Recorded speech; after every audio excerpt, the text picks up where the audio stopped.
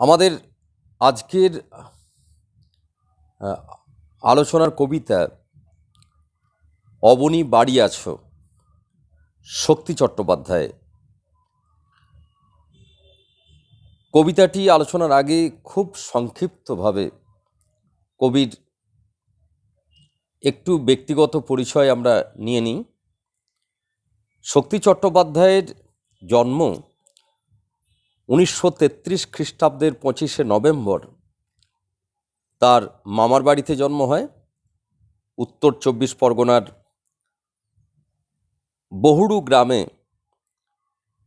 যদিও তার পৈতৃক নিবাস ছিল হুগলি জেলার খানাকুলের কাছাকাছি কৃষ্ণনগর গ্রামে। তার পিতার নাম বামানাথ চট্টোপাধ্যায়, মায়ের নাম কমলা চট্টোপাধ্যায়। শক্তি চট্টোপাধ্যায় তিনি স্ফুলিঙ্গ সমাদ্দার, অভিনবগুপ্ত, রূপচাঁদ পক্ষী, শক্তিনাথ কাব্যতীর্থ এই সমস্ত ছদ্মনামে তার অনেক সাহিত্য রচনা করেছেন। আমরা প্রসঙ্গক্রমে কবির তার মনোধর্মের একটু পরিচয় নিয়ে নিই। শক্তি চট্টোপাধ্যায় যখন কবিতা লেখালেখি করতে করতে একটা মোটামুটি নামডাক হয়েছে, তখন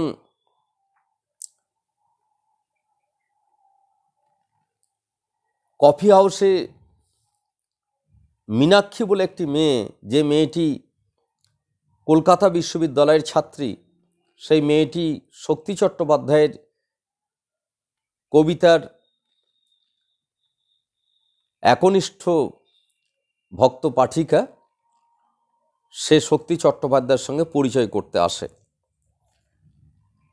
এবং সেই পরিচয়ের ক্ষেত্র আরও গভীর হয় এবং তারপর সেটি প্রেমের সম্পর্কে যায় এবং মীনাক্ষীর সঙ্গে শক্তি চট্টোপাধ্যায়ের বিবাহ হয়। শক্তি চট্টোপাধ্যায়ের তাঁর স্ত্রীর প্রসঙ্গ এই জন্য আমি আনলাম, তিনি এমনই একজন কবি যিনি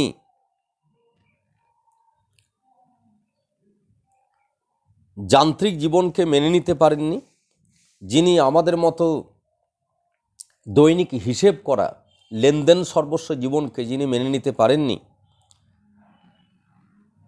তাই তার স্বভাবটা অনেকটাই ভবঘুরে ধরনের, অনেকটাই সংসার বিযুক্তভাবে, সংসার থেকেও সংসারের ঠিক চালাকিগুলো, সংসারের ঠিক হিসেব নিকেশগুলো ঠিক যেন তার ধাতে সইত না।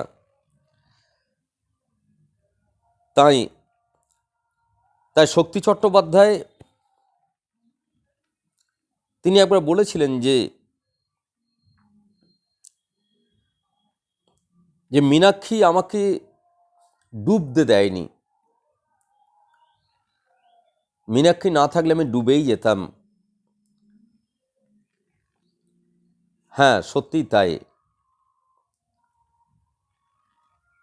মীনাক্ষী না থাকলে শক্তি চট্টোপাধ্যায় ডুবেই যেত অনেক আগেই। সংসারের হালটা মীনাক্ষীকেই ধরতে হয়েছিল, ছেলেকে এবং মেয়েকে মানুষ করার দায়িত্ব মীনাক্ষীকেই নিতে হয়েছিল। শক্তি চট্টোপাধ্যায়ের বোহেমিয়ান জীবন, এই জীবনকে মীনাক্ষী মেনে নিয়েছিল, কিন্তু মীনাক্ষী শক্তি চট্টোপাধ্যায় ডুবতে না দিলেও মীনাক্ষী তাকে পাড়ে তুলতে পারেননি। এ হচ্ছেন ব্যক্তি শক্তি চট্টোপাধ্যায় এবং কবি শক্তি চট্টোপাধ্যায়। শক্তি চট্টোপাধ্যায়ের আমরা ব্যক্তিগত ক্ষেত্র বললাম, আর অনেক কিছু ব্যক্তিগত ক্ষেত্রে বলা যেত, কিন্তু আমাদের কবিতা পড়তে হবে। আমাদের কবিতার নাম অবনী বাড়ি আছো। এই অবনী বাড়ি আছো এই কবিতাটি বুঝতে গেলে, খুব ছোট্ট কবিতা, তোমরা হয়তো অনেকেই ভাবছো যে এই কবিতাটি তাহলে খুব সহজ কবিতা। আসলে ছোট জিনিসই বেশি কঠিন হয়ে যায় অনেক সময়। সচিন তেন্ডুলকারকে যখন পাকিস্তানের বিরুদ্ধে সচিন তেন্ডুলকার যখন খেলছিলেন, যখন সেই দুরন্ত গতিতে বল ছুটে এসে তার মুখে লেগেছিল এবং তারপরেও তিনি যখন হাল ছেড়ে দেননি, তখন অনেকে ভেবেছিল গ্যালারিতে বসে বোধহয় এবার এই বলের গতিতে ছেলেটা মরেই না যায়। কিন্তু ওইটুকু ছেলে সে পাকিস্তানকে উড়িয়ে দিল তার ব্যাটিংয়ের ঝড়ে। ছোটোখাটো এমন কিছু জিনিস থাকে যাকে শুরুতে দেখে ছোট না ভাবাটাই বুদ্ধিমানের কাজ। অবনী বাড়ি আছো সেই রকম একটি কবিতা। এই কবিতাটিকে বুঝতে গেলে তোমাকে একটি বিষয়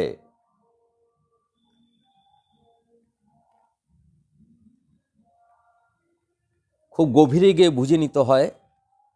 সেটি হলো এই কবিতাটি হলো সেমিওটিক্স কবিতা। সেমিওটিক্স কথাটির বাংলা মানে কি না চিহ্ন বিজ্ঞান। এটি চিহ্ন বিজ্ঞানযুক্ত কবিতা। কবিতার বাচনিক যে বয়ন শিল্প, সেই বাচনিক বয়ন শিল্পের সূক্ষ্ম জটিল প্রক্রিয়ার তার তাৎপর্য গভীর ক্ষেত্রগুলিকে যে শব্দের বন্ধনে বা কথার জালে রূপের আড়ালে যে পরিবেশন করা, সেই ক্ষেত্রটি হলো সেমিওটিক্স।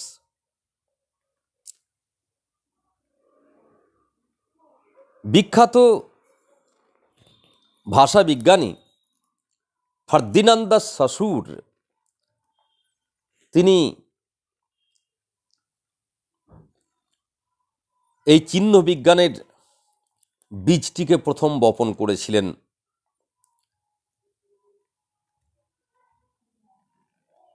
আমরা যে কোনো কবিতা যখন পড়ি বা সাহিত্য যখন পাঠ করি,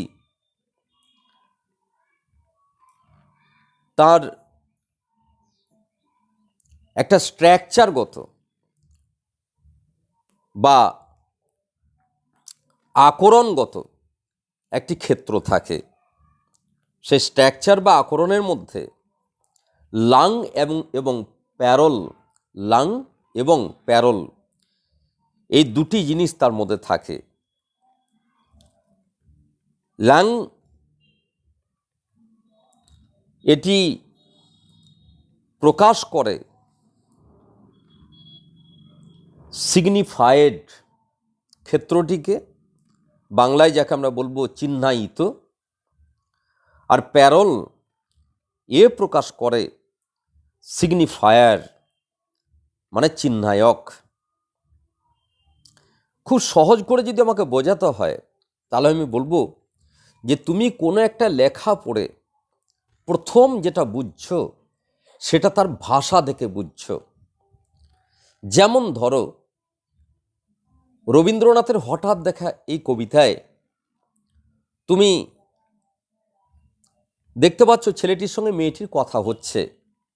তা ছেলেটির সঙ্গে মেয়েটি যখন কথা হচ্ছে সেই কথার মধ্যে আমরা কিন্তু লাং দেখতে পাচ্ছি, অর্থাৎ সিগনিফায়ার্ড দেখতে পাচ্ছি। কিন্তু এমন ওই কবিতার মধ্যে এমন কিছু জায়গা আছে যেখানে সিগনিফায়ার্ডকে অতিক্রম করে সিগনিফায়ার হয়ে যাচ্ছে, অর্থাৎ লাংকে অতিক্রম করে প্যারোলে সেটা পৌঁছে যাচ্ছে। যেমন তোমাকে আমি উদাহরণ দিয়ে বুঝিয়ে দিতে পারি। সেটি হচ্ছে মেয়েটি বলছে এবার আমি নেমে যাব। অনেকদিন পর সেই অতীতের সেই প্রেমিকার সঙ্গে দেখা, সামাজিক বা পারিপার্শ্বিক কোনো চাপের কারণে তাদের বিয়েটা হয়নি, কিন্তু হঠাৎ ট্রেনের মধ্যে দেখা নায়কের সঙ্গে নায়িকার। মেয়েটি সাহস করে তার সঙ্গে কথা বলতে এসছে, কথা হয়েছে, কেমন আছো, কেমন চলছে। তারপর তো একটা সময় পর মেয়েটা বলছে আমি নেমে যাব। কিন্তু যে কথাটা তোমার কাছে জানার আছে, যে প্রশ্নটি মেয়েটির মধ্যে ছিল ছেলেটির কাছে, সেটি হচ্ছে যে আমাদের গেছে যে দিন একেবারেই কি গেছে, কিছুই কি নেই বাকি? এটা কিন্তু আমরা দেখতে পেলাম সিগনিফায়েড অর্থাৎ লাং। ছেলেটি, তাকে প্রশ্ন করা হচ্ছে তো আমাদের গেছে যে দিন একেবারে কি গেছে। এখানে যে ভাষায় কথা বলা হলো, সেই কথাটি সেই ভাষার মধ্যেই সীমাবদ্ধ রইল।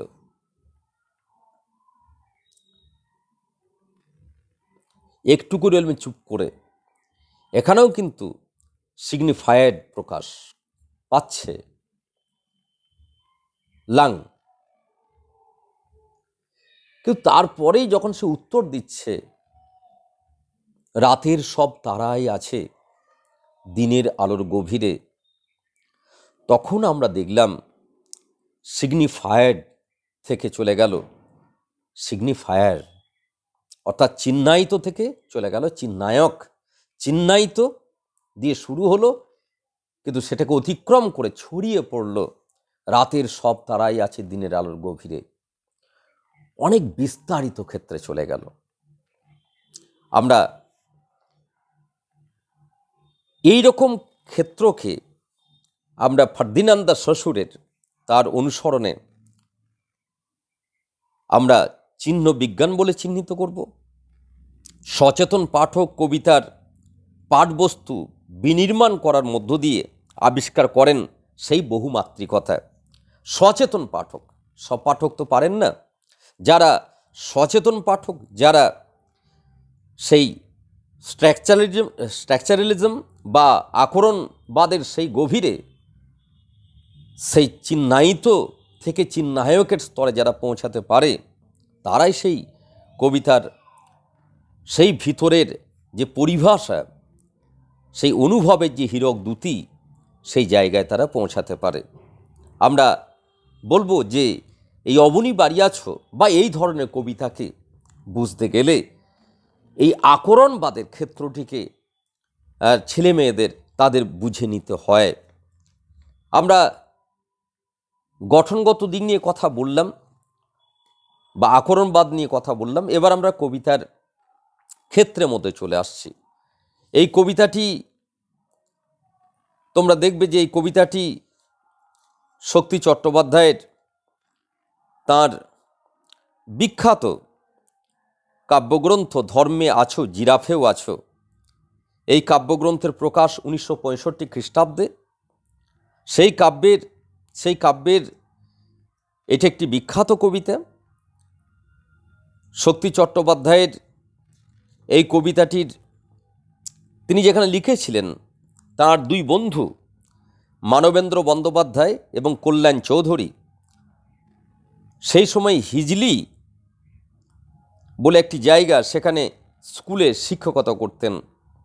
শক্তি চট্টোপাধ্যায় ওখানে গিয়েছিলেন। সেখানে থাকাকালীন তিনি একটা ঘোরের মধ্যে, প্রচণ্ড ঘোরের মধ্যে, মিনিট 5 মধ্যে এই কবিতাটি লিখেছিলেন। এই কবিতাটি কিন্তু তার একটা ঘোরের মধ্যে লেখা এবং মিনিট 5 মধ্যে কবিতাটি লেখা শেষ হয়ে গেছিল। কবিতাটির অবনী বাড়িয়াছ এই জিজ্ঞাসাসূচক চিহ্নটি, এটি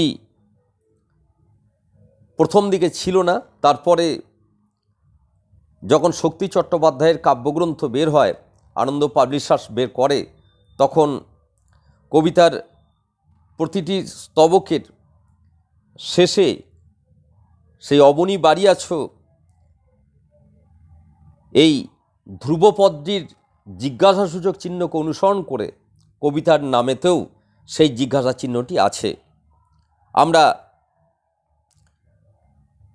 চলে আসি কবিতাটির পাঠে। কবিতাটির পাঠ করার প্রাক মুহূর্তে আমি বলবো যে আমরা সবাই সেই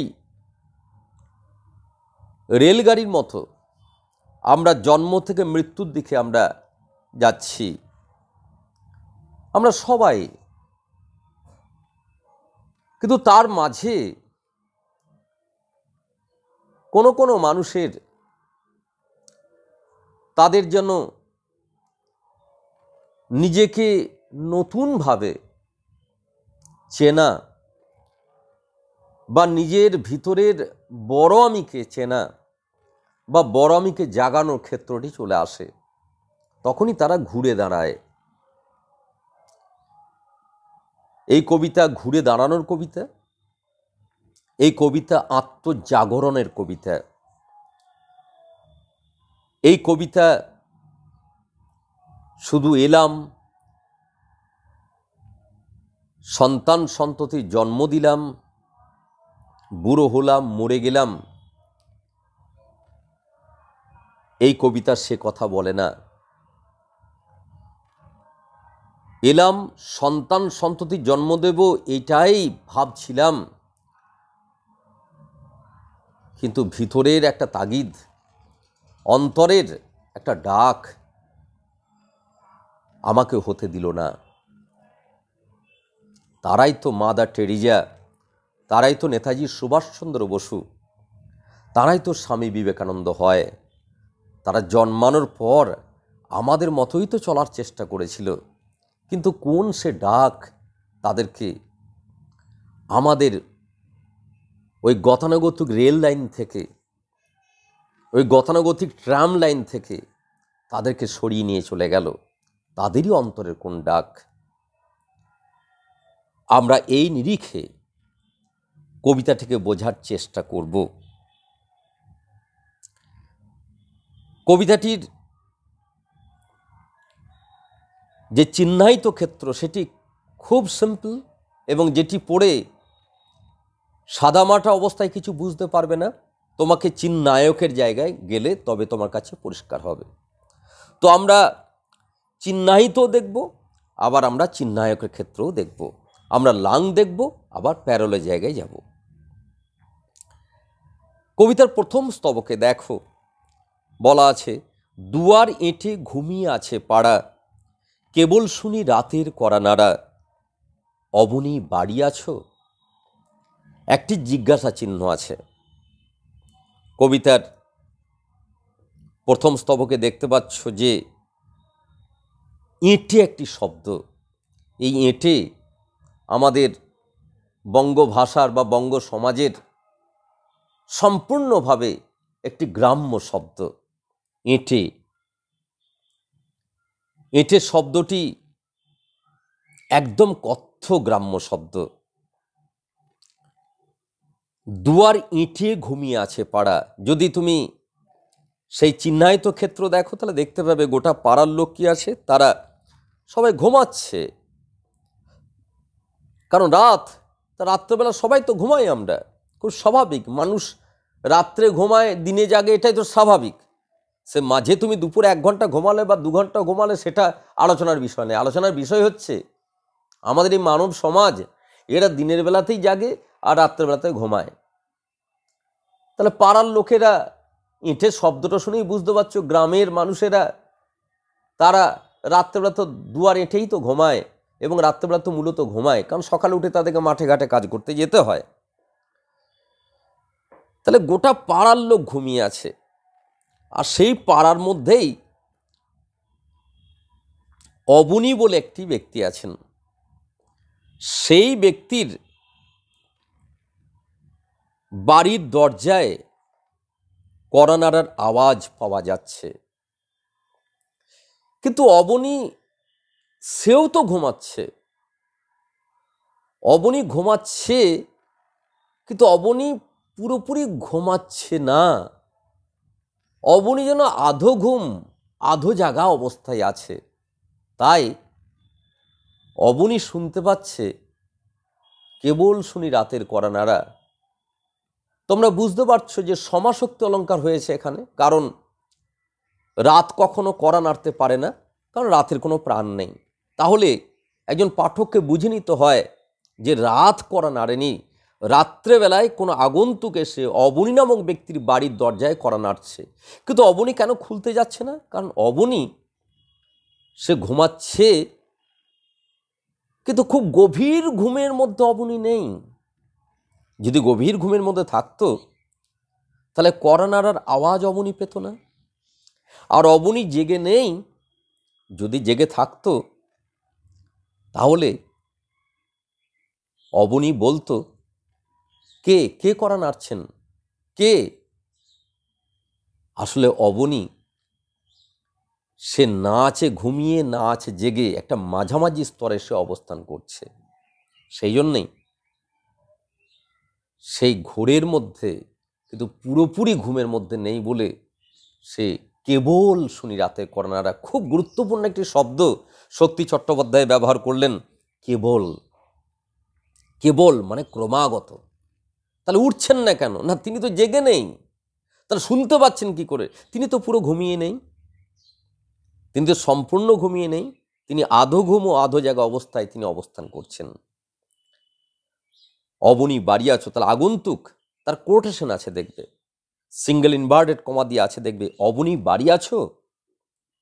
তাহলে অবনীর বাড়ি কড়া নাড়ছে, ভিতরে ব্যক্তির নাম যে অবনী সেটা যিনি ডাকছেন সেই তার আওয়াজেই বোঝা যাচ্ছে, কিন্তু অবনী উঠছে না কেন? তা অবনী উঠবে কি করে? অবনী তো জেগে নেই। অবনী শুনছে কি করে? অবনী তো পুরো ঘুমিয়ে নেই। এবার আমরা লাং থেকে আমরা যদি প্যারোলে যাই তাহলে আমরা দেখতে পাবো যে এই পৃথিবীর মানুষেরা তারা এই অবনীর মতো ঘুমিয়েই থাকে। আমাদের অল্টার ইগো, আমাদের ভিতরের শুভ মানবতা বোধ, আমাদের সেই অন্তরের ঈশ্বর আমাদেরকে ডাক দেয়। আমরা গভীর ঘুমে আচ্ছন্ন হয়ে থাকি। তাই দেখো, পুরো পাড়ার লোকেরা ঘুমিয়ে আছে, পুরো দেশের লোক ঘুমিয়ে আছে, তার মাঝে কেউ কেউ ঠিক মতো ঘুমাতে পারছেন না, আবার জাগতেও পারছেন না। নেতাজি সুভাষচন্দ্র বসু একটা সেকেন্ডেই জেগে যাননি, বিবেকানন্দ এক রাতেই বিবেকানন্দ হয়ে যাননি, তাদের নিজেদের মধ্যে ঝামেলা হয়েছিল। বিবেকানন্দের সঙ্গে কার ঝামেলা হয়েছিল? বিবেকানন্দের সঙ্গে বিবেকানন্দের ঝামেলা হয়েছিল। বিবেকানন্দের ঘরের ভিতরের বিবেকানন্দের সঙ্গে, মনে রাখবে, ব্যক্তি আমি বিবেকানন্দের সঙ্গে, সেই মহৎ আমি বিবেকানন্দের সঙ্গে ঝামেলা হয়েছিল। মহৎ আমি বিবেকানন্দ, ব্যক্তি বিবেকানন্দ মানে তোমার আমার মতো স্বার্থবাদ বিবেকানন্দ, তোমার আমার মতো কামনা বাসনাযুক্ত বিবেকানন্দকে বারে বারে কড়া নেড়েছিল, আর বিবেকানন্দ তাকে এড়িয়ে এড়িয়ে গেছিল। জীবনানন্দের বোধ কবিতা যখন পড়াবো দেখবে তোমরা, সেই ব্যক্তি তিনি আমাদের মতো থাকতে চাইছেন, সেই অন্য রকম চিন্তা ভাবনাগুলো থেকে নিজেকে সরিয়ে রেখে তোমার আমার মতো বাঁচার চেষ্টা করছেন, কিন্তু তবুও সে মাথার চারপাশে ঘুরছে, সে চোখের চারপাশে ঘুরছে, সেই হৃদয়ের চারপাশে ঘুরছে। যখনই হৃদয়ের চারপাশে সে চলে এলো, মাথা চোখ থেকে নেমে, তখনই তাকে আর সরানো গেল না। তাকে আছাড় মারতে চেয়েছিল, আছাড় মেরেছে, তবুও সে এসে জায়গা নিয়ে নিল একদম মাথা চোখ অতিক্রম করে হৃদয়ের মধ্যে। তখন আর তাকে ফেলা গেল না। তখন তোমার আমার মতো বিবেকানন্দ, তোমার আমার মতো বিবেকানন্দ অন্য বিবেকানন্দ হয়ে গেল। অর্থাৎ আমরা যদি বিন্যাস করি বিবেকানন্দকে দিয়ে, নেতাজিকে দিয়েই, তাহলে বলবো এই স্তরে কবিতার প্রথম স্ট্যান্জাতে নেতাজি কি পুরোপুরি নেতাজি হয়ে গেছেন? না। কবিতার প্রথম স্ট্যান্জাতে বিবেকানন্দ কি পুরোপুরি সেই মহৎ বিবেকানন্দ হয়ে গেছেন? না। এখন যুদ্ধ চলছে, কারণ তিনি আমাদের মতো স্বার্থবাজ হয়ে থাকতে পারছেন না, আবার মহৎ হতে পারছেন না, একটা দ্বন্দ্বের মধ্যে পড়ে আছে। তাই একটি শব্দ ব্যবহার হয়েছে কবিতার মধ্যে, কেবল। কেবল অর্থাৎ ওই আগন্তুক তাকে জ্বালিয়ে খাচ্ছে।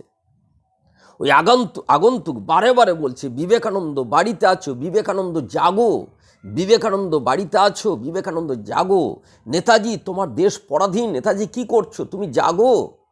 নেতাজি কিন্তু জাগছে না, কিন্তু নেতাজি পাড়ার অন্য লোকেদের মধ্যে ঘুমাতেও পারছে না। তাহলে পাড়ার অন্য লোকের থেকে নেতাজি আলাদা হয়ে যাচ্ছেন, এখনো পুরোপুরি হয়ে যাননি। আমরা প্রথম স্ট্যাঞ্জা কি প্রত্যেকে বোঝাতে পারলাম? এই স্ট্যাঞ্জাই কিন্তু স্বার্থবাজ ব্যক্তি পুরোপুরি মহৎ হয়ে যাননি, কিন্তু হওয়ার রাস্তায় তিনি এখন আছেন। তিনি এখন আধো ঘুমো আধো জাগার দ্বন্দ্বের মধ্যে আছে। তাহলে ঘুম ইজ ইকুয়াল টু কি? ঘুম সমান হচ্ছে তোমার স্বার্থমগ্ন ব্যক্তি, স্বার্থ আচ্ছন্ন এই সমস্ত মানব সমাজ, এরা হচ্ছে ঘুমিয়ে থাকে। ভালো করে লক্ষ্য করবে, তোমার দেশের সঙ্গে ধরে নাও কালকে ধরো চীনের যুদ্ধ লেগেছে, তা তুমি কি করবে? তুমি কি কোমর বেঁধে চীনের সঙ্গে যুদ্ধ করতে যাবে, না ঘরের দরজাটাকে লাগাবে? এই হচ্ছে আমরা। তোমার পাড়াতে ডাকাত এসছে, ডাকাত এসে একটা বাড়িতে ডাকাতি করছে, তখন তুমি কি করবে? না তখন সেই ডাকাতরা তারা AK-47 এর সমস্ত রাইফেল নিয়ে তারা ডাকাতি করতে এসছে, তখন তুমি কি করবে? না তোমার বাড়ির লোকগুলোকে নিয়ে, আশেপাশে বাড়ির লোকগুলোকে নিয়ে, সবাইকে নিয়ে সেই ডাকাতের উপর চড়াও হবে, না নিজের বাড়ির দরজাটা আগে শক্তপোক্ত করে খিল লাগাবে? পরের দিন তারা যদি জিজ্ঞেস করে যে আমাদের বাড়িতে ডাকাতি হলো, আপনারা বেরুলেন না, তখন দেখবে তুমি মিথ্যা করে বলবে আমরা তো শুনতে পাইনি। এই হচ্ছে একটা জীবন। এই জন্য পাড়ার লোকেরা ঘুমিয়ে আছে। পাড়ার লোকেরা মানে দেশের লোকেরা, দেশ যখন পরাধীন ছিল, দেশের লোকেরা যদি জেগে থাকতো, দেশের লোকেরা যদি জেগে যেত, তাহলে ইংরেজদের ক্ষমতা ছিল আমার দেশটাকে 200 বছর পরাধীন করে রাখার। তাহলে আমরা ঘুমিয়েছিলাম। তাহলে ঘুম কথাটার ইনার মিনিং হচ্ছে ব্যক্তি স্বার্থাচ্ছন্ন জীবনে মগ্ন থাকা, শুধু আত্মকেন্দ্রিকতা হয়ে থাকা, তারই নাম হচ্ছে ঘুম। আর যে ব্যক্তি সেই রকমই থাকতে চাইছেন, কিন্তু কোনো একটা ডাক, কোনো একটা টান, কোন একটা আকর্ষণ, কোন একটা যেন বিস্তারিত ক্ষেত্র তাকে টানছে, তাই তিনি পুরো ঘুমোতে পারছেন না, আবার পুরো বেরিয়ে যেতে পারছেন না, তখন তিনি দ্বন্দ্বে পড়ে আছেন। তাহলে কবিতার প্রথম স্তবকে আমরা সেই দ্বন্দ্বটি পেলাম। কারণ কেন ওই ব্যক্তি, কেন তিনি দরজাটা খুলতে যাচ্ছেন না? কারণ তিনি তো ঘুমিয়ে আছেন। তা তিনি কি পাড়ার আর 5টা লোকের মতো ঘুমিয়ে আছেন? না, তিনি তাদের মতো ঘুমিয়ে নেই, তিনি জাগার আর ঘুমের মাঝখানে আছেন। তাহলে আমরা আশাবাদী যে তিনি জাগবেন। আমরা আশাবাদী নেতাজির দ্বন্দ্ব যখন এসছে, আমরা আশাবাদী বিবেকানন্দের সেই ডাক যখন এসেছে, দরজা খোলা হবেই। তবে তার জন্যে 1 মাস, 2 মাস, 4 মাস, 2 বছর লাগতে পারে। আমরা কবিতার প্রথম স্তবক তোমার কাছে কি পরিষ্কার করতে পারলাম? একটু জানাবে আমাকে। প্রত্যেকের কাছে বোঝা গেছে প্রথম স্তবক? আসছে এবার কবিতার দ্বিতীয় স্তবকে। বৃষ্টি পড়ে এখানে 12 মাস, এখানে মেঘ গাভীর মতো চড়ে, পরাংমুখ সবুজ নালি ঘাস দুয়ার চেপে ধরে, অবনী বাড়ি আছো? পরিবেশ চেঞ্জ, পরিবেশ একদম দেখতে পাচ্ছ প্রকৃতি। আমরা দ্বিতীয় স্তবকে পেলাম একদম প্রকৃতি। এখানে কি পড়ছে? বৃষ্টি পড়ছে, এবং 12 মাস বৃষ্টি পড়ে। 12 মাস আমরা জানি, 12 মাস কোন ধরনের এলাকাতে 12 মাস বৃষ্টি পড়ে আমরা জানি। যেগুলি পার্বত্য অঞ্চল, যেগুলি নিরক্ষীয় অঞ্চল, সেই সমস্ত অঞ্চলে 12 মাসই বৃষ্টি হয়। বৃষ্টি পড়ে এখানে 12 মাস, একদম প্রকৃতির চিত্র। যদি 12 মাস বৃষ্টি পড়ে, তাহলে সেই জায়গায় দেখবে বারে বারে মেঘ আসে। মেঘ এসে কি করে দেয়? সূর্যকে ঢেকে দেয়। আমরা আবার যাচ্ছি চিহ্নায়িত থেকে চিহ্নায়কে। মেঘ, বৃষ্টি যদি বেশি হয়, বৃষ্টি ভালো, অবশ্যই ভালো, কিন্তু বৃষ্টি বেশি হলে কিন্তু মনে রাখবে সেটি কিন্তু দুর্ভাগ্যজনক। বৃষ্টি বেশি হলে কিন্তু ক্ষতিকারক। আর মেঘ আমাদের সাহিত্যে বহু ক্ষেত্রে মেঘ দেখবে অশুভ বার্তার ইঙ্গিত দেয়। কারণ মেঘ ওই সূর্যের আলোকে কি করে দেয়, ঢেকে রাখে। সূর্যের আলো কিন্তু শুভ শক্তির প্রতীক। আর মেঘ যখন সেই সূর্যের আলোকে যখন লাগাতার ঢেকে দেয়, তখন আমরা বলবো সেই মেঘ কিন্তু অশুভ সত্তার প্রতীক। তাহলে আমরা চিহ্নায়িত পড়ছি, আমরা লাং পড়ছি, আমরা সেখান থেকে কিন্তু প্যারোলে যাচ্ছি। বৃষ্টি পড়ে এখানে 12 মাস, এখানে মেঘ গাভীর মতো চড়ে। এখানে মেঘ কার মতো চড়ছে? গাভীর মতো। পূর্ণপম অলঙ্কার দেখতেই পাচ্ছ তোমরা। এখানে কার কথা বলা হচ্ছে? গাভীর কথা বলা হচ্ছে না। কার কথা বলা হচ্ছে? মেঘের কথা বলা হচ্ছে। মেঘ চড়ে বেড়াচ্ছে কার মতো? গাভীর মতো, নট হেলের মতো, গাভীর মতো। গাভী, গাভী কি ধরনের গরু আমরা জানি যে গাভী বকনা নয়, কিন্তু গাভী, গাভী মানে সেটি কি ধরনের গরুকে গাভী বলে? তোমাদের কি মনে হয় কি ধরনের গরুকে গাভী বলে? জানো তোমরা? জানো তোমরা কি ধরনের গরুকে গাভী বলে?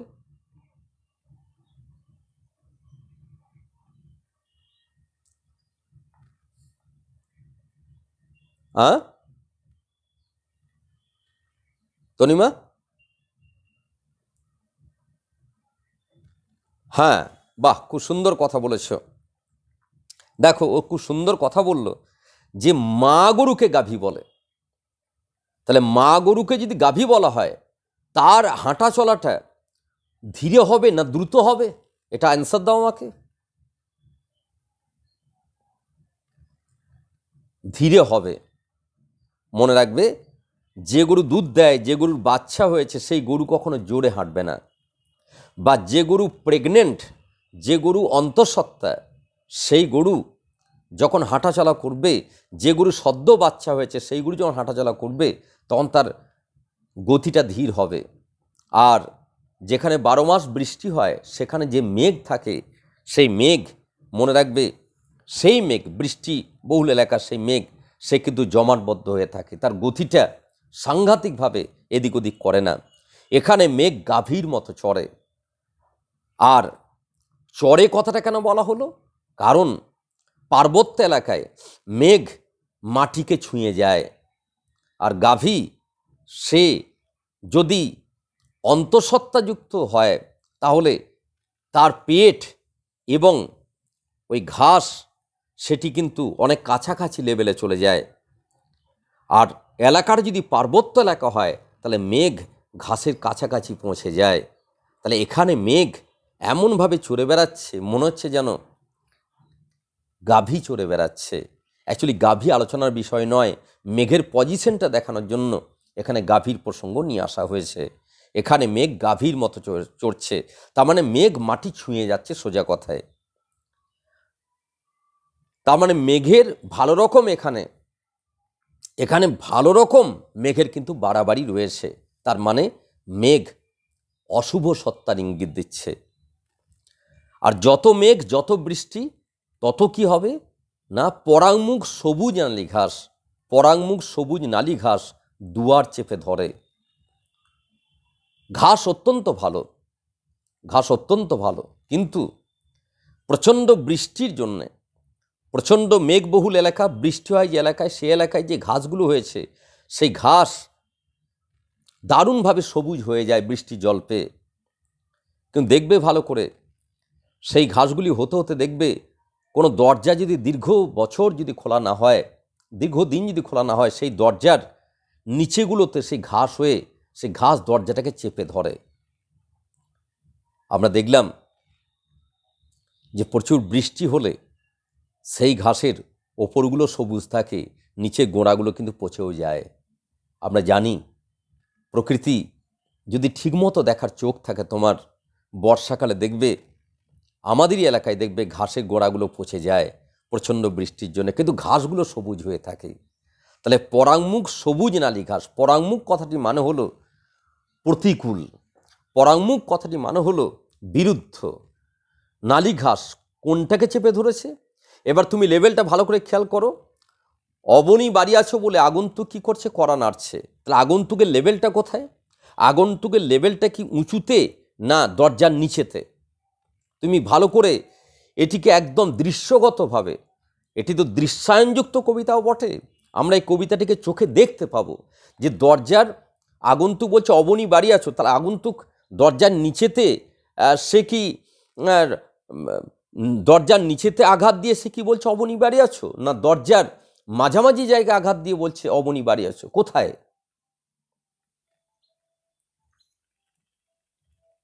অবনী কোথায় আঘাত দিয়ে বলছে, এই আগন্তুক কোথায় আঘাত দিয়ে বলছে যে অবনী বাড়ি আছো? নিচেতে, একদম ওপরে না মাঝামাঝি? দরজার মাঝামাঝি। আর নালিঘাস দরজার কোন জায়গাটাকে চেপে ধরবে? ওপরটা, মাঝেরটা না নিচেটা? তাহলে দরজাটা চাইছে, কে চাইছে দরজাটা খুলুক? কে চাইছে, ঘাস না আগন্তুক? আগন্তুক। আর দরজাটাকে পুরো পুরো দরজাটা পুরো সেটে লেগে আছে এবং দরজাটা যাতে না খোলে সেই চেষ্টা কে করছে? যদি ঘাসকে আমি সমাসক্ত অলঙ্কারের জায়গায় নিয়ে যাই তাহলে দেখব ঘাস চাইছে দরজাটা না খুলুক। আমি বলবো যে এই ঘাস দেখতে কিন্তু সুন্দর, কিন্তু এই ঘাস কিন্তু গন্ধযুক্ত। তোমাদেরকে আমি পড়াতে বসেছি, দেখো আমি বুঝে শুনেই পড়াতে বসেছি। একটি সাদা জামা পরেছি আমি, দেখো আমাকে তোমার কত সুন্দর লাগছে দেখতে, আমাকে কত সৌম্য লাগছে দেখতে। এটা আমার ওপর লেভেলটা। ঘাসকে, যে এলাকায় প্রচুর বৃষ্টি হয় সে এলাকায় যে সবুজ ঘাস হয়েছে, বা বর্ষাকালে তুমি যে দেখছো সবুজ ঘাস মাঠেতে, তুমি মাঠের ওখানে নাকটা নিয়ে যাও, দেখবে গন্ধ উঠছে, কারণ ঘাসের গোড়াগুলো পচে গেছে। আমরা যারা স্বার্থবাজ মানুষ, আমরা যারা শোষণকারী মানুষ, আমরা যারা ব্যক্তি স্বার্থাচ্ছন্ন মানুষ, তারা হচ্ছে ওই ঘাস, যে ঘাস দূর থেকে দেখে সুন্দর লাগবে, আর যত কাছাকাছি হবে তত তুমি গন্ধ পাবে। সেই গন্ধ আমি আর আমারটা বললাম না, তোমরা নিজেরা নিজেদের গন্ধগুলো মেপে নাও, বুঝতে পেরে যাবে যে আমরা হচ্ছি নালি ঘাস, আমরা ফ্রেশ ঘাস নই, আমরা দেখনদারি সবুজ ঘাস, কিন্তু ভিতরে দুর্গন্ধধারী ঘাস আমরা। তো পরাঙ্মুখ সবুজ নালি ঘাস, তোমার কাছে ব্যাপারটি পরিষ্কার হলো? এর চিহ্নায়িত থেকে চিহ্নায়কের জায়গায় তুমি যেতে পারলে? বিবেকানন্দকে বিবেকানন্দের মা সন্ন্যাসী হতে দেবে? চৈতন্যকে চৈতন্যের মা শচী দেবী, যত ভালোই মা হন, তিনি চৈতন্যকে সন্ন্যাস হতে দেবেন? তাহলে চৈতন্যের মা ঘাস না ওই আগন্তুক? বিবেকানন্দের মা ঘাস না আগন্তুক?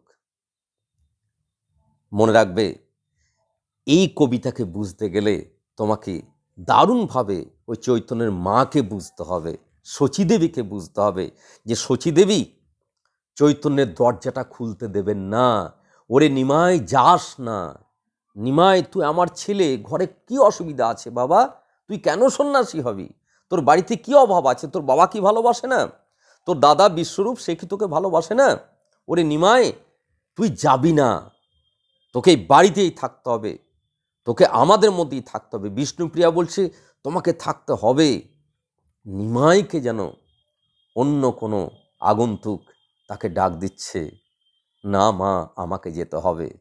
তাহলে নিমাইয়ের তার দরজাটা একদম চেপে আছে তারই আত্মীয় পরিজন, আর নিমাইয়ের দরজায় বারে বারে কড়া নাড়ছে তারই অল্টার ইগো, তারই ভিতরে অন্তরাত্মা, তারই ভিতরে সেই দ্য লিসেনার্স, তারই ভিতরে সেই দূত। ফলে আমরা বলবো যে এইখানেই তাদের দ্বন্দ্ব বেঁধে যায়। একদিকে পরাঙ্মুখ নালি ঘাস, আর একদিকে আগন্তুকের কড়া নাড়া। যে দিকটা জয়ী হবে যদি নালিঘাস জয়ী হয়, এটা তোমার লাইফে হতে পারে, আমার লাইফে হতে পারে। আমরা যে আমাদের জীবনে আমাদের পরাঙ্মুখ নালিঘাসের সঙ্গে আগন্তুকে লড়াই হয় না, কে বলেছে হয় না? তোমাকে আমি দেখিয়ে দেবো যে আমার এই বাড়ির এই আয়নার মধ্যে তুমি দেখতে পাবে, ঘুমিয়ে ঘুমিয়ে যা দেখো তার স্বপ্ন নয়, স্বপ্ন সেটাই যা তোমাকে ঘুমাতে দেয় না। এই ছবিটির মধ্যে দেখতে পেলে তুমি দেখতে পাবে যে দেখো এখানে ওই আয়নার মধ্যে চেতনা আছে। কেন চিঠি রেখেছি আমি?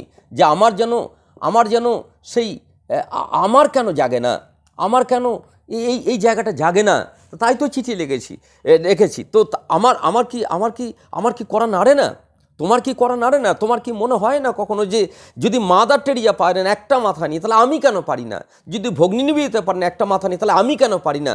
আমাকেও পারতে হবে। এই যখন তুমি ভাবছো তখনই করা নাড়ছে, কিন্তু সঙ্গে সঙ্গেই দেখবে তোমার মা বলছে, হ্যাঁ রে কী করছিস, কী এত ভাবছিস, আয় আয় আয় আমার সঙ্গে আয়, রান্না করবি, আয় আমরা খাবো। তখন নিজেদের খাওয়াটাই বড় হয়ে যায়। মনে রাখবে, আমাদের যে করা নাড়ে না তা নয়, কিন্তু আমাদের করা নাড়ার তার ক্ষেত্রটাকে আমরা সঙ্গে সঙ্গে শেষ করে দিই। যে কোনটাকে বড় করে তুলি? ওই পরাঙ্মুখ নালী ঘাসগুলোকে যত্ন করে আমরা আরও বড় করে তুলি, আরও দরজাটাকে চেপে যেন ধরে, এই চেষ্টাই করি আমরা প্রতিটি মানুষই তাই করি। আমাদের পরাঙ্মুখ নালীঘাসের সংখ্যায় বেশি, বা তাদেরকে যত্ন করে আমরা কি করেছি, আরও প্রশ্রয় দিয়ে দরজাটাকে আরও সেঁটে লাগিয়ে আছি।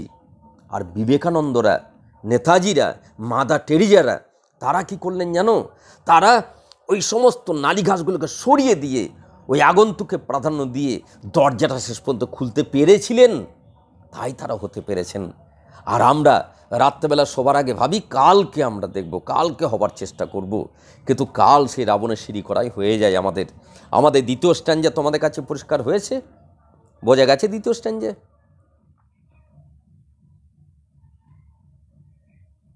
আসছি কবিতার তৃতীয় স্তবকের ক্ষেত্রে। আধেকলিন হৃদয়ে দূরগামী। ঘুমিয়ে আছে ব্যক্তিটি, অনেক দূর থেকে যেন সেই আওয়াজ আসছে।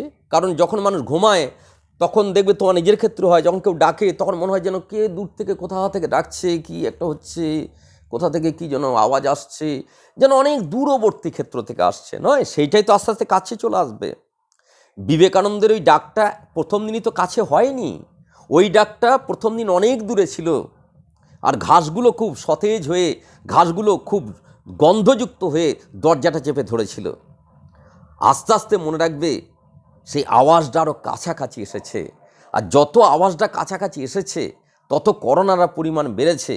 আর বিবেকানন্দ উঠে গিয়ে তত দরজাটা খোলার জন্য মরিয়া হয়ে গিয়ে শেষে তো দরজাটা খুলতে পেরেছে। আমরা এখানে বলবো, আধেক লীন হৃদয়ে দূরগামী। অর্ধেকটা লীন হয়ে, আমি যে কথাটা বলছিলাম তোমাদের, আধো ঘুম আধো জাগা, আধেক লীন হৃদয়ে দূরগামী। ওই দূর থেকে যেন আওয়াজ আসছে, আমি তো অর্ধেকটা ঘুমিয়ে আছি, তাই ওই আওয়াজকে আমি যেন দূর থেকে শুনতে পাচ্ছি। ব্যথার মাঝে ঘুমিয়ে পড়ি আমি। তাহলে এই ব্যক্তি গোটা পাড়ার লোকের মতো নয়।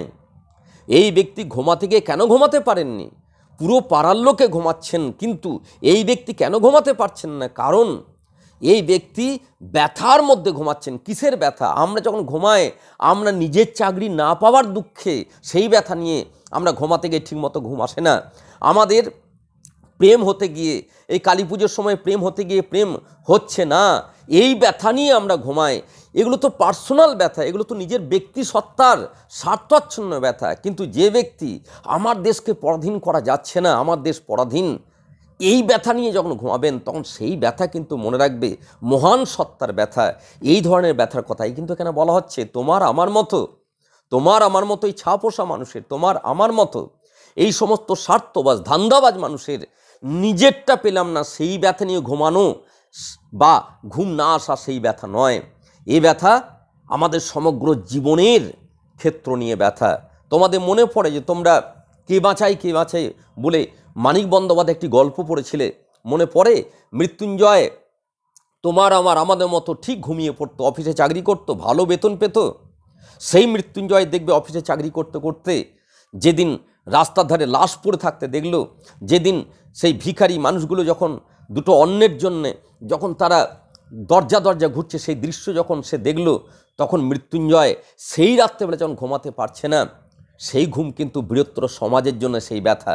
সেই মৃত্যুঞ্জয় ব্যথা কিন্তু আমার ছেলে পরীক্ষায় ফার্স্ট হয়নি কেন, এই ব্যথা নয়, দু ধরনের ব্যথা। এক ধরনের ব্যথা বৃহত্তর সমাজের জন্য ব্যথা, আর এক ধরনের ব্যথা শুধুমাত্র আমার এই স্কোয়ার ফিটের ওই ঘরের লোকেদের জন্য ব্যথা, বা আমার পার্সোনাল কি পেলাম না পেলাম তার জন্য ব্যথা। আমরা বলবো ওই ব্যথাই তো মহৎ ব্যথা, ওই ব্যথাই তো মানুষকে অনেক মহত্বের স্তরে নিয়ে যেতে পারে। ব্যথার মাঝে ঘুমিয়ে পড়ি আমরা কেউ যেন মিলিয়ে না দিই যে এই লোকটি ব্যক্তিগত জীবনের তার ব্যক্তিগত ইচ্ছা পূরণ হয়নি, তাই সে ব্যথা পেয়ে ঘুমাচ্ছে, তাই পুরোপুরি ঘুম আসছে না, আবার পুরোপুরি জেগে নেই, এটা নয়। এই ব্যক্তির চিন্তা ভাবনাগুলো মহত্তর ক্ষেত্রে চলে এসছে। এই ব্যক্তি এখনও ঘর থেকে বেরোতে পারেনি, কিন্তু চিন্তা ভাবনাগুলো মাথায় এসছে, এবার তো বেরোনোর পালা। ব্যথার মাঝে ঘুমিয়ে পড়ি তাহলে বৃহত্তর সমাজের জন্য যদি ব্যথা, মৃত্যুঞ্জয়ের মতো যদি ব্যথা, বোধ কবিতায় সেই ব্যক্তির মতো যদি ব্যথা, 8 বছর আগের একদিন কবিতায় সেই ব্যক্তির মতো যদি ব্যথা হয়, যে ব্যক্তি তার সন্তান তার স্ত্রীকে নিয়ে সুখে দিন যাপন করেও সে সুখ পাচ্ছে না, সে প্রেম পাচ্ছে, সন্তানের স্ত্রীর প্রেম পাচ্ছে, সমাজের বুকে নিজের প্রতিষ্ঠা পেয়েছে, সে আর্থিক দিক থেকে স্বাবলম্বী, কিন্তু তার সমস্যা কোথায় জানো? তার সমস্যা হচ্ছে আমার সমাজ ভালো নেই। এটা হচ্ছে বৃহত্তর ব্যথা। সেই ব্যথায় যখন ঘুমাতে যায় তখন তাদেরই তো ঘুম আসে না, আবার সে পুরোপুরি জেগেও নেই, কিন্তু দরজা খুললেই কিন্তু সে বেরিয়ে যাবে। এবার সহসা শুনি রাতের করানারা, একদম প্রথম স্ট্যান্ডায় দ্বিতীয় লাইনে চলে যাও, দেখো লেখা আছে কেবল শুনি রাতের করানারা। তাহলে যে বিবেকানন্দ দ্বন্দ্বের মধ্যে ছিল, যে নেতাজি তিনি সেই দ্বন্দ্বের মধ্যে ছিলেন, সে আলো অন্ধকারের মধ্যে ছিলেন, যে নেতাজি তিনি ঘুমাতে গেও ঘুমাতে পারছেন না, তিনি তো একটা সময়ে তিনি পুরোপুরি জেগে যাবেন। এই জায়গা কি শুধু ঘুম থেকে জাগা না, এই জায়গা ব্যক্তি আমি থেকে মহৎ আমিত্বের স্তরে উত্তীর্ণ হওয়া, সেই জায়গায় নিজেকে প্রশ্ন করা, তার উত্তর পেয়ে যাবে। সহসা শুনি রাতের করানারা, তাহলে যেটা ছিল কেবল দৈনিক জ্বালিয়ে মারছিল, যেটি প্রতি রাত্রে জ্বালিয়ে মারছিল, যে সেই রাত্রেই তাকে ওই আধোগুম আধো জায়গা করে রাখছিল, সেই মানুষটি সহসা কী হয়ে গেল? জেগে গেল। এই জেগে যাওয়া তো মহত্বের জায়গা, এই জেগে যাওয়া তো সে অন্তরাত্মার ডাক, এই জেগে যাওয়া তো বড় আমির ডাক। এখানে আগন্তুক কেউই নয়, সেই বড় আমি করানেরে ছোট আমিকে বলছে জাগো, তুমি জাগো, মাঝখানে একটা পার্টিশন, সেটা দরজা, আর সেই দরজা তোমার আত্মীয় পরিজন, এমনকি তুমি নিজেও সেই দরজাকে চেপে রাখছো, না আমি জাগবো না, না রে জাগিস না। যেমন হয় তুমি নিজে জাগছো না, কিংবা তোমাকে জাগতে দিচ্ছে না তোমার চারিদিকের পরিবেশ। কিন্তু যার সত্যি করেই আগন্তুক ক্রমাগত করা নাড়ছে, সে আগন্তুকের আওয়াজ দূরবর্তী থাকলেও একটা সময় পর কাছবর্তী বা নিকটবর্তী হয়ে গিয়ে একটা সময় পর সে দরজা খুলবেই। তাই কেবলটা হয়ে গেল কবিতার শেষ স্ট্যান্ডায়, সে সহসা শুনি রাতের করানারা, অবনী বাড়ি আছো। অর্থাৎ আমরা শেষ স্ট্যান্ডে এসে দেখলাম যে অবনী আর আধোঘুমো আধো জায়গা অবস্থায় নেই, নেতাজি আধোঘুমো আধো জায়গা অবস্থায় নেই, বিবেকানন্দ আধোঘুমো আধো জায়গা অবস্থায় ছিল। এই বিবেকানন্দ একটা সময় ঘুমিয়েই ছিল, একটা জীবন স্তরে গিয়ে আধোঘুমো আধো জায়গা হলো, আর একটা জীবন স্তরে গিয়ে বিবেকানন্দ কী হয়ে গেল? পুরোপুরি জেগে গেল। পুরোপুরি জেগে গেলে কি হয়ে যাবে? আগন্তুক করা নাড়ছে, দরজা না খুলে পারে। যেই দরজা খুলবে, সেই স্কোয়ার ফিটের ঘর থেকে বেরিয়ে বৃহত্তর বিশ্ব, সেই মানবিকতার ক্ষেত্রে বিশ্ব, সেই নাগরিকতার ক্ষেত্রে বিশ্ব লোকের ক্ষেত্রে তখন সে উত্তীর্ণ হয়ে গেল, অর্থাৎ সীমা থেকে অসীমের স্তরে সে যেতে পারল। আমরা কবিতাটা শেষ পর্যন্ত দেখলাম যে সীমা থেকে অসীমের স্তরে যাওয়া, কবিতাটা শেষ পর্যন্ত দেখলাম ব্যক্তি স্বার্থ থেকে মহত্তর ক্ষেত্রে উত্তীর্ণ হওয়া, কবিতাটি শেষ পর্যন্ত দেখলাম যে সেই আমরা এই শক্তি চট্টোপাধ্যায়েরই তার যে উপন্যাস, আমরা তার একটি উপন্যাস পাই হৃদয়পুর বলে, সেই উপন্যাসে নিরুপম, সেই নিরুপমকে রাত্রি 12টার সময় একটা অদ্ভুত আওয়াজে ডাকছে। কে ডাকছে? নিরুপমই ডাকছে। মনে রাখবে, এই রিয়াকে নেতাজি সুভাষচন্দ্র বসু কেন, এই পিয়ালিকে মাদার টেরিজা কেন, 1000টা মাদার টেরিজা এসে জাগাতে পারবে না পিয়ালি, বুঝতে পারলে? 1000টা মাদার টেরিজা জাগাতে পারবে না, আমাকে 1 লক্ষ রবীন্দ্রনাথ এসে জাগাতে পারবে না, যতক্ষণ না আমাকে আমি ডেকে জাগাচ্ছি। নিরুপমকে রাত 12টার সময় এসে যে ডেকে জাগাচ্ছে, নিরুপম দেখছে, সে নিরুপমই। অর্থাৎ আগন্তুকটা অন্য কেউ নয়, আমারই ভিতরে বড় আমি, আমারই ছোট আমিকে তাকে উত্তীর্ণ করলো। আমরা বলবো যতক্ষণ আমি নিজে না জাগছি, হাজার লোক চেষ্টা করেও আমাকে জাগাতে পারবে না। যেদিন আমার ভিতরের ওই বড় আমি আগন্তুকরূপী হয়ে আমারই দরজাটা খোলার চেষ্টা করবে, আর তার ডাকে ছোট আমি উঠে গিয়ে দরজাটা যখন খুলে দেবে, তখনই তুমি মহত্বের স্তরে উত্তীর্ণ হয়ে গেলে। আমি কবিতাটি তোমাকে কি বোঝাতে পারলাম?